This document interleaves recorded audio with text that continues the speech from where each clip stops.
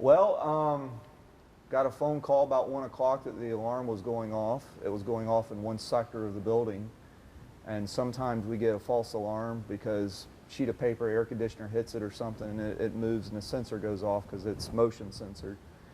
And so we saw maybe that's what it was because of the number that it was, because that happens sometimes at that number. And then, so the guy, the deacon, Jack Young, that I was talking to, and I said, well, he was already here. He was waiting in the parking lot. I said, well, I'll be up there and we can take a look and see, make sure. And so then he called me as I'm walking out the door to come up here. I just live a block or two away. That all the sector, the alarm company called back and said all the sectors were going off. And so I got up here and we came in and I walked in the door down the nearest Giddens Avenue back door, and as the lights were out in the hallway, and I noticed in 2 of the rooms that lights were on, and one of the rooms the door was ajar, and we'd just been there a few hours earlier and know that all the doors were shut, locked, lights were out. And so I walked up to the office, the room that holds our Mission Tampa office, which is our nonprofit that does food pantry and a free mobile dental clinic. And so I looked in there and saw the gentleman at the desk, by the desk of the director of Mission Tampa. And so then he turned around and he was kind of hunched over, you know, it's in my mind sort of like Hunchback of Notre Dame, walking like he's dragging something or pulling something. And so I yelled out to him behind there was a door that was shut. I'm in the hallway, there's a door shut. And I yelled out to him. I just said, hey, real loud. And he turned around and he looked at me. And I yelled at him. I pulled my gun up, I yelled at him, and I said, get on the ground. And he laid on the ground. The other gentleman that was with me ran around the side door because he'd been kicking doors in, and ran around the side access door that he had kicked in. And we stood at the door as while the police were being called, and that's where we stayed until the police got there, and they handcuffed him, and I guess he went to the hospital or whatever because he was cut up real bad. So what was he cut up from? he broke, there's a window in the back that he broke into. It's an 18 by 12 little window. He got in through that, and then in the hallway we have 3 or 4 big old glass windows that are in the hallway to the office where you can look into the main office suite.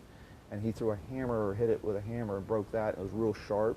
And I imagine rubbing up against it, he cut himself up with that.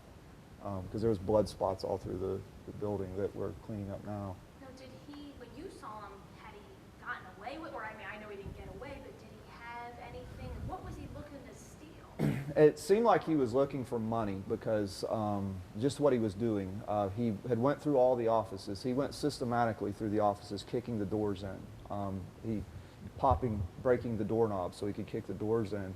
And he was rifling through cabinets and through just making a mess of things and breaking things. And it seemed like he was looking for money, something he could put in his pocket.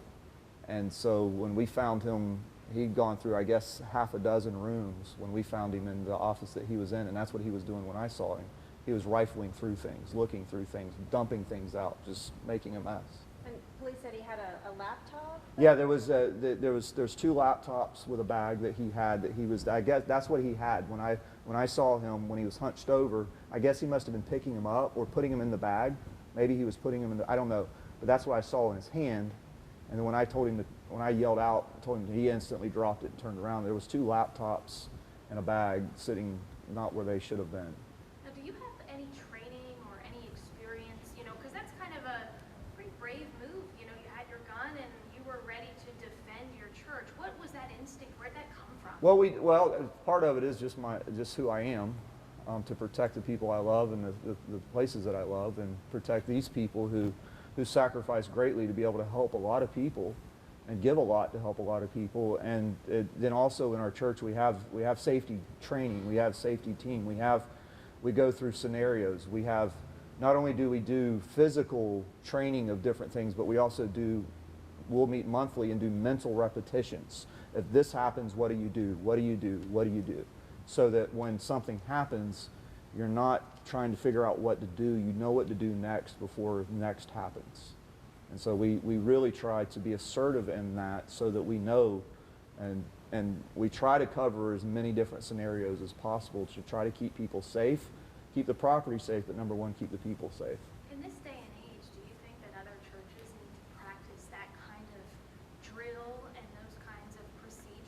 Absolutely. I think churches, there's with the shootings in churches that we've seen, absolutely, that we, not only with that, with just even with the human trafficking, pedophilia, background checks with workers, kids being with people that are background checked in secure locations where you just don't have, where anybody just can't have access to your children. You got to protect who's most important, babies, children, teenagers, senior adults. Keep those people that are most vulnerable safe, and do everything that you need to do to keep them safe, and know that they're safe and they're taken care of, and that people love them and are interested. I think every church should do the best that they can do to do that. You were able to prevent him from taking anything. What would stealing from this parish, from that office, meant to the people of this church? Well, Mission Tampa is its own 501c3 that several churches, dozens of churches in our area put into that. But it was founded here, out there in the parking lot with a food pantry, like 20 years ago. And this church is very proud to be the heritage. And Mission Tampa provides, I think it's about $200,000 so far through Mission Smiles Mobile Dental Clinic of free dental care. For people that have toothaches, pulling teeth, fixing teeth, doing things that people couldn't do with the food pantry, feeding people. And so if you're stealing from that, so any just like with a church, the money that we're spending now to fix this is taking away from money that we could be using to help people. And so if you steal those 2 laptops, then instead of being able to buy some gauze for somebody to get their teeth pulled, or some help, whatever we need at the food pantry, instead of buying that, now you're buying laptops to replace it, because you're having, we live in a world where you need those things. What do you figure the damage amount was done here? I don't know, we're not done yet, but it could be thousands of dollars. Just for the windows? For windows, door frames, doorknobs, even possibly having to replace doors, just things that are broken. So we're just now getting to working on that, but it could be thousands of dollars. In the time you spent holding him at gunpoint before police arrived, what did you say to him? I just told him, I said, you're stealing from people that need help. You're stealing from people that need help with their dental work. You're stealing from people that need food. You're stealing from people that are trying to help folks. Did he respond? No, but from my understanding, the other gentleman, Jack, that was with me, when he left, he said that he was sorry. He said, "I'm sorry," a couple of times. To the deacon? Yes, because I was off doing something else, because also the police were trying to figure out, is he by himself? Is there other people in the room? And so I was trying to point them in directions of places that they might be able to look for someone. Did the police say anything to you about your kind of quick response and your bravery? I don't know if it was bravery, but they just, they seem to appreciate, I guess, our thinking about what we were doing, and we weren't half-cocked, thinking about what we were doing, and standing up for, I guess, our property, standing up for the things that we're supposed to steward, supposed to manage. So they were, the police department has been very good to us, and they were very good to us yesterday. I think my last question, how much does this church, you hear of people maybe defending their homes, and this is in a way maybe even more your home than your actual home. How much does this mean to you, and have you heard from parishioners? I mean, I love these people. The people are the church. This building is not the church, but the people are the church. That's something that we are very aware of here. It's about the people, not the building. But at the same time, this building we're in was built 81 years ago, and they built it and it lasts. And we get to do what we do because those people came before us. And I think it's God asked us to be good managers of what He's given us and take care of it. And so that was sort of my frustration and I guess anger, if you will, is because he was stealing resources by doing that. He may not have left with anything, but he definitely stole from people because of the destruction that he caused, and the, just the frustration of that is, And so that's, where that comes from. As a pastor, the people are the church, and I want to protect what they're trying to do. And what they're trying to do is help people. And they give money, they give time, they give energy. And for somebody to come along and just try to destroy it and steal from it, it kind of makes you want to be protective a little bit. What would you say to him today now? I would tell him that we offer him, we have no hatred or upsetness. He's already forgiven, and I would encourage him to seek forgiveness from God through Christ, and just confess Christ as Lord and seek forgiveness from him and know that we've forgiven. We don't offer him any malice, but if he has a court date, I'll show up and tell him what he did, because God is a just God, and he did something wrong. He hurt people. And I would like for him to get to a point in his life to where, one, he would know Christ as his Savior, but also to secondary to know that for him to think that this was his only option, to him to think that this was the only option that he had was to break windows and try to steal money from a church or from anybody. That's where he was in that, whatever is wrong, but whatever caused him to be in that desperate situation, just to me it seems like there's somebody that doesn't have any hope. How does that make you feel to know that somebody was at that point of desperation, that they...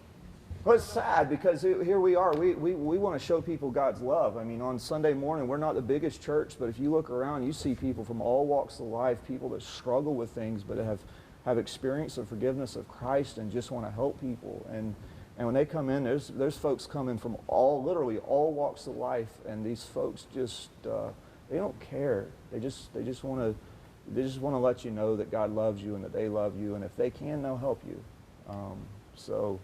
But we also want folks to know that stealing from us and doing things like that is not acceptable as well. And it sounds like you guys do a lot of outreach. How does it make you feel to know that if he had come under different circumstances and asked you guys for help, that it could have been completely... If he had come and asked for help, we don't give money. One, we don't have it to give, but two, we just don't. I just don't feel that we can't enable somebody. But if he'd have just come and asked for help, we would work very hard to try to find it. And that's if he just knocked on the door and said, "I need some help," we try to figure out how we could help him. And so I think that's part of it. Is there anything else that you want to add that we didn't ask you or we forgot to ask you? No, I just want folks to know that